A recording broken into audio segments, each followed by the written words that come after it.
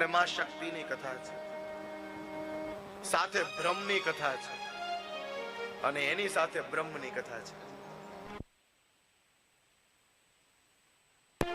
તો કથાનું કરીએ ઊંધું થાક, જીવનનો સંપૂર્ણ થાક ઉતારે તેનું નામ કથા. અને મારો પ્રિય એક શબ્દ છે ધર્મ ગ્રંથોની અંદર, તો કીધું શ્રવણ મંગલમ.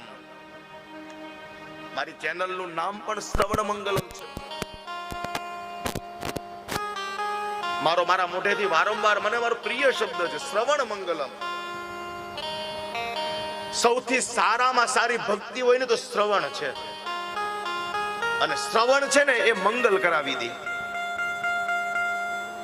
જો શ્રવણ કરશો, જો સાંભળતા શીખી જશો, તો માં ભગવતીને ખોળામાં રમણ કરશો. જો શ્રવણ કરશો તો,